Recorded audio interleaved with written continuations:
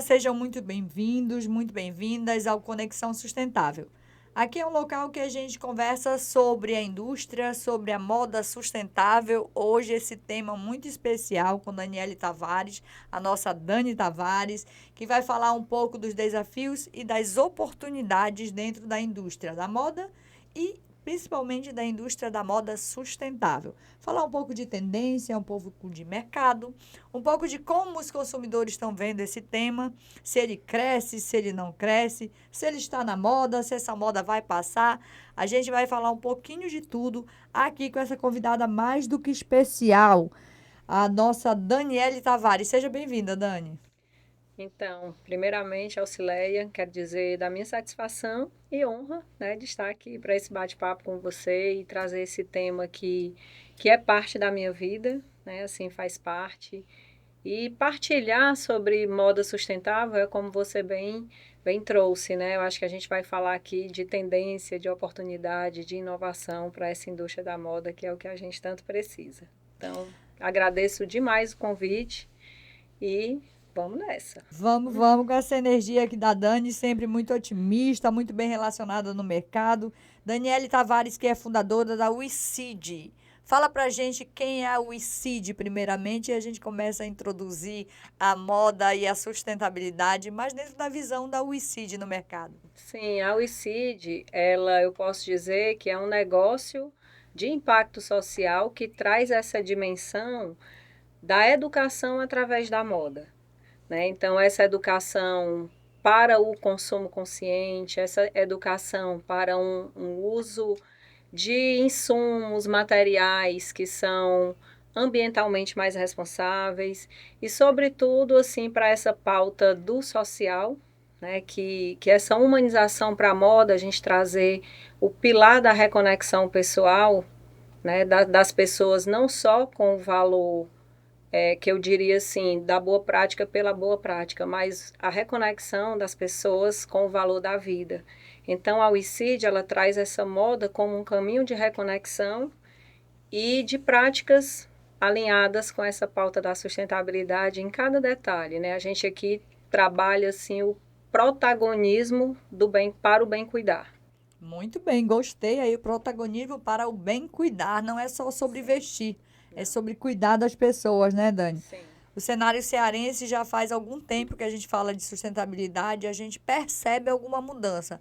Mas a Dani Tavares, enquanto não apenas como fundadora da WeSeed, mas como também diretora do núcleo ESG dentro do Sind Modas, como é que ele vê esse mercado? A sustentabilidade entrando na moda ou a moda entrando na sustentabilidade? Ou é um pouco de tudo?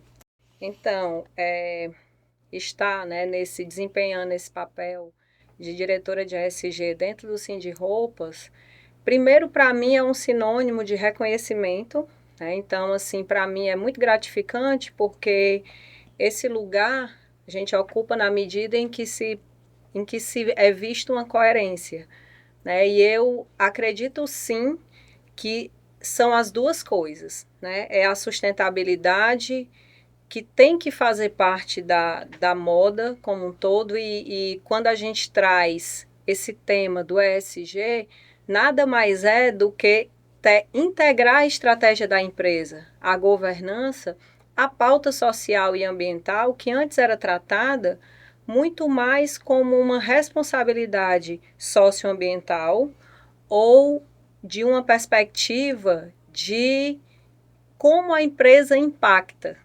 Hoje a gente entende que a grande tendência é trazer o fechamento do ciclo, que é perceber como eu impacto, mas também como eu sou impactada por todo esse movimento que se constrói. Então, o Sind Roupas, eu diria assim, que tem oportunizado conexões em prol de dar condições para que as empresas elas olhem para essa pauta, né, para a própria prática e a ferramenta de ESG como algo essencial e trazer isso para se integrar à estratégia. É isso mesmo, Daniel, que já falo disso há muito tempo. Eu sempre olho com os olhos de administradora de empresas, que é a minha Sim, primeira formação, com os olhos de estrategista de negócios, que hoje é o meu trabalho na federação. Se o empresário não vê o lucro, se o empresário não vê a redução de custos, se o empresário não vê a conectividade da sustentabilidade com a sua estratégia, ele não vê valor agregado. Você sente isso nos empresários? Então, eu percebo que ainda há uma certa. Às vezes eu posso até, assim, talvez usar a palavra de equívoco, às vezes na interpretação, porque pode. Eu ainda escuto, assim, algumas abordagens, quando a pauta é sustentabilidade, de pensar naquela coisa do mudar o mundo, ou de ser uma coisa utópica, ou às vezes até romântica. E a gente sabe que sustentabilidade, ela trata de três pilares. É ambientalmente responsável, socialmente justo e economicamente viável. Então, o nosso caminho é o de trazer equilíbrio, né? Por muito tempo, a gente teve o economicamente viável se sobrepondo, mas, não obstante, a gente está diante de um contexto onde a mudança climática passou a crise climática, que hoje é a emergência climática. Então, não é mais sobre uma opção, né? Então, assim, eu acho que dentro dessa dinâmica, essa educação é muito necessária, porque ainda há essa falta de compreensão dentro de uma perspectiva, uma abordagem tanto mais sistêmica quanto mais integrada e real do que é sustentabilidade. E quando a gente fala de negócios e a gente fala de sustentabilidade, são dois pontos convergentes, né? Eles devem se converger, eles devem se complementar e o empresário tem sim que olhar para o lucro, tem sim que reduzir o custo. A qualidade não é nada mais do que a sua obrigação, como diria nossa avó, nossa mãe, né? Não faz nada mais do que a sua obrigação. E na moda virou uma tendência ou já é uma obrigação do mercado? Tipo, exemplo, ou eu começo a me mostrar que estou antenada com todos esses desafios ambientais e sociais e construo uma marca de qualidade e que tenha relevância para o mercado, ou eu ainda estou na modinha? Como é que eu, empresário, estou lá fora e como é que a Dani vê o consumidor olhando para tudo isso e tudo junto misturado? Então, vamos aqui por parte, né? Assim, primeiro, dentro dessa perspectiva, como você trouxe, a sustentabilidade eu vejo como necessidade, né? E, sobretudo, porque sustentabilidade é sobre perpetuidade. Então, se você quer algo próspero e que perdure, né? Que tenha realmente esse alcance e para além da gestão atual, para além de quem está no momento atual, porque sustentabilidade também é sempre pensando nessa visão das gerações futuras, né? Do que vem depois. Então, dentro desse contexto, eu diria que quando a gente pensa em perpetuidade, tem que se trabalhar realmente sempre o olhar para a viabilidade. E aí a questão é que a viabilidade, ela dentro da ótica da sustentabilidade, ela está atrelada aos três pilares. E sustentabilidade é muito sobre eficiência operacional, né? Então, quando a gente pensa numa moda mais sustentável, ela deve contemplar toda a cadeia, né? Então, desde a concepção de uma peça, que matéria-prima eu vou utilizar, se ela vai gerar um maior ou menor impacto. E aí segue como essas peças serão produzidas, por quem será produzidas. É importante ter esse olhar para uma remuneração justa e uma dignidade nas condições de trabalho, seja por qual via. Inclusive, hoje uma grande tendência e oportunidade é que na moda a gente sempre teve assim uma propensão a se trabalhar muito a marca e muitas vezes a figura do estilista. E hoje, por que não integrar e dar visibilidade a todo o processo produtivo, né? Enfatizar também outros processos dentro dessa construção de comunicação, de imagem. E aí, chegando lá na ponta enquanto produto, a gente sabe que hoje não é mais só a qualidade da entrega do produto final, mas é sobretudo o como esse processo, né, aconteceu, se deu. Então, essa evidência dessa trajetória de um processo ou de um produto na moda é o que eu vejo como uma grande oportunidade e é o que de fato vai gerar uma conexão com o meu consumidor final, né? Porque eu diria que a moda mais sustentável é aquela que tem um propósito, é aquela que comunica esse propósito e aquela que tem esse propósito reconhecido pelo consumidor ou por quem faz parte do processo construtivo. E aquela imagem de que tudo que é sustentável é mais caro ou é mais feio, isso não é a prova. Você mesmo hoje está super elegante. O ICID? O ICID aqui é uma peça que a ICID, né, ela traz, eu busco assim, tudo aquilo que eu entendo que é um conceito e que eu acredito, eu busco materializar. E eu diria que essa peça, que eu estou vestida, ela é um kimono kaftan, e essa peça, ela é uma peça que integra vários pontos, né, relacionados a cada um dos pilares. Então, eu diria que essa peça, dentro da perspectiva ambiental, ela é uma peça com design ecoeficiente, ou seja, gera zero resíduo, porque ela aproveita realmente o tecido em toda a sua largura, né, podemos assim dizer. Ela é feita de um algodão orgânico. Essa peça, ela foi feita em colaboração com uma designer de moda autoral. O valor da colaboração, para mim, dentro dessa construção de moda mais sustentável, ele também é essencial. E foi desenvolvido pela Carol, que é da Outono, tem a expertise no kimono, nessa linha de produto. Então, trazer essas pessoas que estão conectadas à academia, a moda autoral, enquanto desenvolvendo laboratório de pesquisa, né? Foi por isso que eu a convidei. Ela foi uma peça produzida, costurada por um projeto social. E, por fim, ela ainda a descrição dela é kaftan tela, porque ela é como se eu tivesse 4 telas, né, integradas, e ela ainda tem essa possibilidade de receber a arte feita por quem consome ou encomendada de algum artista. A que eu estou vestida foi pintada pelo Edmar Gonçalves, que é um artista plástico e Sensacional. cantor, compositor da nossa terra. Então, a moda como esse veículo, né, de expressão, de comunicação, é também, dentro do pilar da governança, eu diria assim, que ela é uma peça que, por ser tanto ter um designer ecoeficiente, ela se torna uma peça com maior eficiência e ela traz uma outra característica que é o fato da modelagem ser a gênero e ser vestir vários corpos, ela torna também o processo mais sustentável. Por quê? Porque uma menor demanda, né, de investimento numa peça, digamos assim.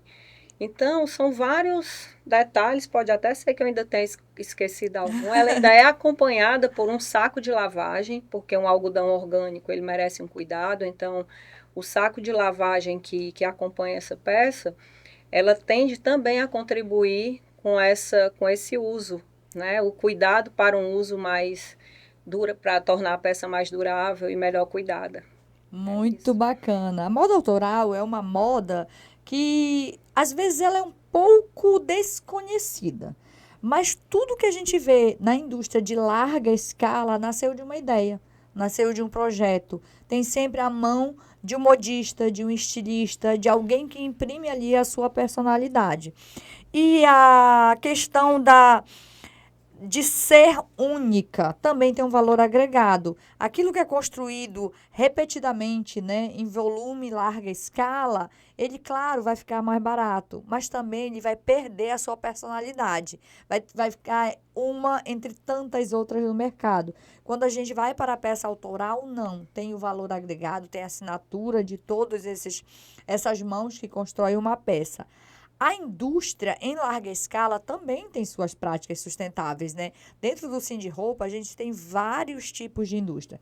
Tem o jeans, tem o lingerie, tem moda, né, feminina, tem a masculina.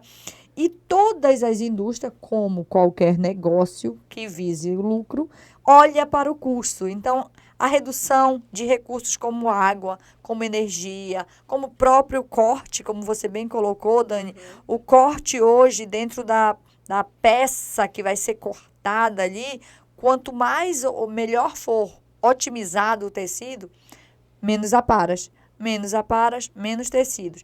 Mas mesmo essas aparas, dentro do Sindiroupa temos alguns exemplos de utilização dessas aparas. Por exemplo, a Beatriz Têxtil.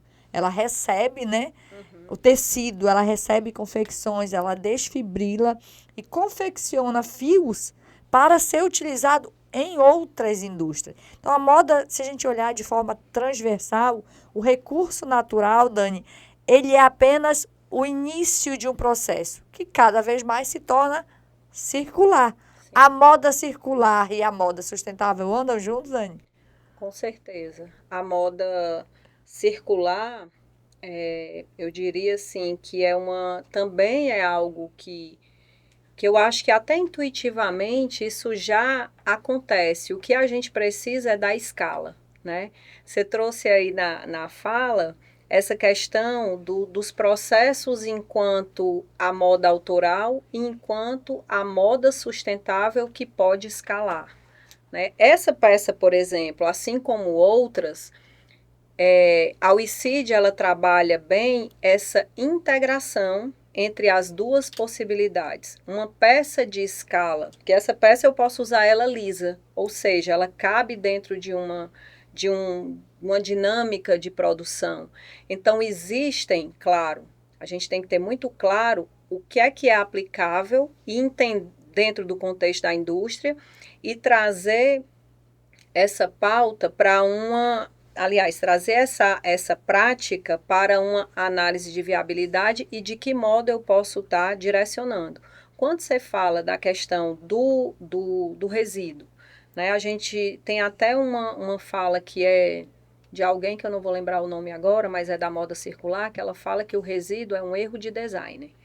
Né? Então, em tese, e ainda mais pelo recurso tecnológico que a gente dispõe hoje, a gente sabe que está aí a inteligência artificial e a própria tecnologia a serviço dessa otimização, então você tem ali como ter uma previsibilidade e reduzir, né, essas aparas.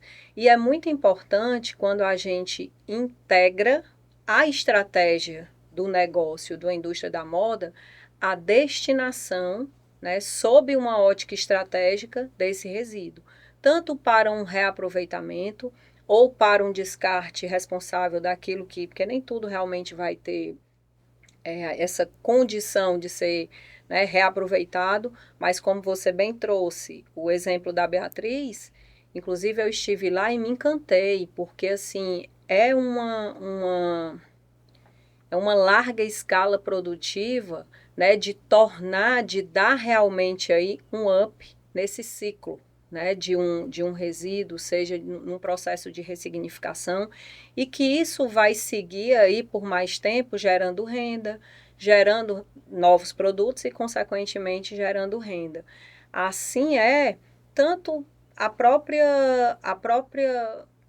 Hoje em dia a gente vê também muita gente investindo em design e trabalhando peças, né, dentro da própria moda autoral, ou às vezes até dentro das indústrias, trazendo esse aproveitamento do resíduo como forma de utilização e criação de novos produtos, né, para de repente reduzir uma embalagem, para de repente. E tudo isso, se a gente olhar de uma perspectiva também econômica, isso tem um ganho muito expressivo. Você potencializa a sua eficiência, né, seja de material, de insumo, como a gente também ganha pelo valor que isso agrega, porque na medida em que as pessoas reconhecem, elas também estão dispostas a pagar mais por uma boa ação, porque as pessoas dessa forma elas conseguem se ver também como protagonista desse bem cuidar, à medida que elas também investem o dinheiro, aportam ali o que elas têm e podem numa construção mais responsável e colaborativa. Dani, eu vou trazer uma palavra que você trouxe, não vou me recordar agora a frase toda, mas você falou muito sobre ter coerência do que se diz, o que se veste, o que se faz e o que se consome e como se destina. Então, a indústria, ela começa a tomar para si, a ter esse senso de pertencimento da sua responsabilidade. O nosso Senai é uma grande força no motor desse desenvolvimento sustentável, porque aí vai desde uma máquina, né, uma inovação no processo do corte, no processo do design, na utilização mais otimizada, como eu disse, da água, da energia elétrica, ou mesmo da mão de obra, né? A gente traz o processo manufaturista quando a gente coloca uma moda autoral, dando valor para aquela mulher que está ali bordando, que está ali otimizando a peça, está ressignificando aquela peça. E as pessoas que gostam da exclusividade, que podem pagar mais por isso, também estão nesse processo de decisão. Então, decide quem compra, decide quem embala, decide quem quem corta, decide quem compra, decide quem descarta. Para onde descarta e o que fazem com esse descarte.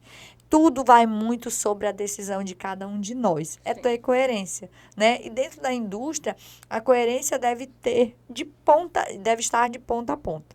Desde o uso do recurso in natura, lá da natureza mesmo, até o algodão, por exemplo, né? Até a forma como se descarta. Aqui no Conexão Sustentável, a gente traz muitos temas, sabe, Dani? Muitos temas que as empresas no ciclo diário, não percebe como elas podem aportar valor midiático àquilo que elas já executam. E executam com excelência. Mas em plena era da comunicação é preciso se comunicar, é preciso se posicionar. E dentro da moda, quais são as frentes que hoje pode me deixar, se eu fosse uma indústria diferenciada no mercado, Dani? Como é que você vê isso? Eu vejo que uma indústria que tem, né, esse interesse e que vê realmente esse valor, eu primeiro diria assim, isso tem que ser algo inerente e verdadeiro, né? Quando a gente fala a pauta da sustentabilidade, eu diria que é um processo que ele nasce de dentro para fora.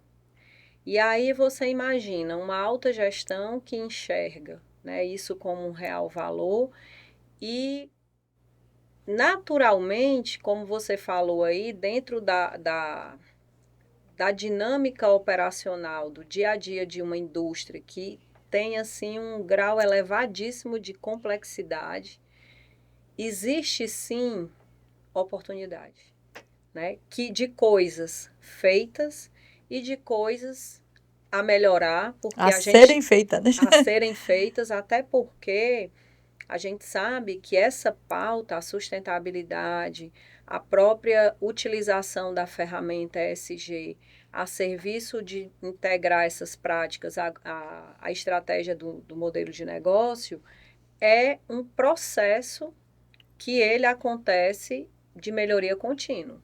Não existe ser, né? É em constante movimento para se estar, né? Porque é uma manutenção. Às vezes, uma ação não bem feita ou propagada de forma... às vezes, alguma coisa que dá errado e que é propagado, né, e ganha aí uma repercussão, muitas vezes tende a minar às vezes, uma construção. Então, isso que você traz da comunicação, eu diria que dentro de uma indústria, se essa pauta ela se integra à estratégia, tudo se inicia por um diagnóstico. Através desse diagnóstico, é importante mobilizar pessoas que tenham conhecimento, a buscar ajuda. Você trouxe aqui o próprio Senai, em termos de recurso tecnológico, o próprio núcleo de ESG, através de consultoria, de mentoria, de orientação, de estruturação metodológica, porque às vezes é isso que falta, às vezes a empresa tem a prática, mas ela não tem a estrutura metodológica de evidenciar, de criar realmente uma narrativa e de comunicar, né? Então, existe esse entendimento para aquilo que está se construindo, ainda em fase de integração, de se ter essa cultura e a humildade de se buscar essas ajudas, né? Que são, assim, tão necessárias e essenciais, bem como, a partir daí, trabalhar as métricas, definir indicadores, metas e objetivos. Por quê? Porque quando a gente fala dessa pauta, a grande cobrança é sobre como eu demonstro efetivamente esta boa prática para que, de fato, ela agregue e ela chegue ao consumidor através dos meus produtos ou da minha entrega de serviço, para, diante dessa percepção, aí sim eu ter uma comunicação, eu poder disseminar, né, essa boa prática, tanto agregando valor à marca, porque isso eu acho que essa questão da reputação, né, ela vem como uma grande oportunidade, o valor que a boa prática, que o bem cuidar, ele agrega à reputação da marca e das pessoas que fazem essa marca, bem como eu poderia dizer que essa possibilidade de compartilhar, porque hoje eu diria que não é mais sobre gerar valor, mas e sim como eu compartilho, como eu propago. E reciprocidade, eu diria que no mundo dos negócios é também o que a gente precisa estar comunicando e evidenciando e comunicando. E comunicando. Marketing, eu digo, sempre as pessoas me perguntam, como eu disse assim, muito tempo a gente já fala de sustentabilidade, tá na moda, vai passar. Gente, é sobre posicionamento de marca. Mas a gente não está falando apenas sobre a marca autoral, sobre a peça exclusiva. A gente já viu isso acontecer quando as primeiras peças de jeans foram criadas no mercado. Era mais para aquele serviço mais braçal, digamos assim, porque o jeans ele é um tecido mais grosseiro. Quando o jeans começa a chegar nas passarelas e começa a trazer design, a gente também viu isso acontecer de forma muito, muito clara, Dani, na época que a gente começou a questionar e começou esse burburinho no mercado sobre a moda plus size, né? Eu passei por isso, fiz um trabalho na época da faculdade sobre isso. Então, começou, mas não atende, o mercado plus size não é atendido. E começou a estudar se o mercado plus size não. Então, quantos por cento das mulheres, de homens, usam tamanho acima do 46? Tem mercado? Tem oportunidade? Aí a indústria começou a se movimentar. Hoje temos lojas e indústrias especializadas no plus size. Então, o que acontece? Desde a época da era industrial, lá nas primeiras máquinas de costuras feitas na Inglaterra e tudo, a gente vê a moda se ressignificando. E da mesma forma como você falou, o verbo não é ser, eu sou sustentável. O verbo é estar em um determinado grau de maturidade, com toda a estratégia possível, da forma que eu puder, no momento que melhor eu achar que seja para a minha indústria, para a minha marca. Mas o posicionamento vem sempre como uma estratégia de marketing. Então, se eu faço e já posso evidenciar, por que não marketear, né? Tem muitas indústrias que estão se posicionando, que já buscaram o núcleo ESG da FIEC, o SENAI, o próprio SESI, né? Quando a gente trata da humanização da mão de obra, o SESI ajuda muito as empresas a começarem a se posicionar. Eu sou uma empresa que cuida do trabalhador, eu sou uma empresa que está aí otimizando peças para a moda, mas também está cuidando que a moda, na larga maioria, é feita por mulheres. Então, eu estou ali cuidando das mulheres que estão saindo do seu lar, trazendo todo o seu conceito, toda a sua experiência, toda a sua mão de obra para fazer a indústria funcionar. O SESI cuida também dessa parte, cuidar para dar resultado. A missão da FIEC é desenvolver a indústria do estado do Ceará. O Sindroupas é um braço um dos 39 sindicatos afiliados à FIEC, é um braço muito importante, porque o Ceará é referência nacional na moda, não é? Então, a gente tem visto isso muito mais pujante. A moda sustentável no processo operacional até a moda sustentável no como se comunica, como é que eu marketeio isso. Dani, se você pudesse, eu vou te pedir para você contextualizar toda essa tua experiência, concatenar isso num resumo. Que mensagem você deixaria para quem nos assiste? Então, tem uma pauta, né, que eu deixei até assim para esse momento final, que até nas outras falas anteriores você trouxe, que é essa questão do processo autoral de desenvolvimento e essa coisa mais do nicho, né? Então, dentro da perspectiva da arte, o bordado, né, eu posso dizer assim, foi o meu caminho de reconexão pessoal.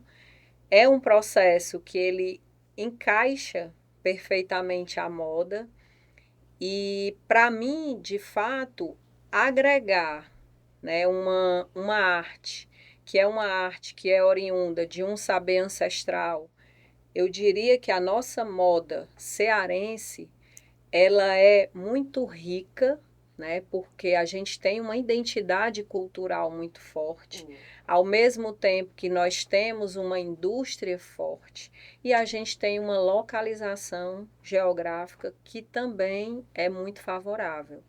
Quando a gente pensa em moda sustentável, eu diria que a palavra-chave é conexão, porque se a gente consegue unir os diferentes atores, nós temos aqui uma riqueza criativa de estilistas, de nomes, que tem aí expressão nacional, global, né? E que nasce daqui, da nossa terra, E né? é uma exclusividade. Que é uma exclusividade.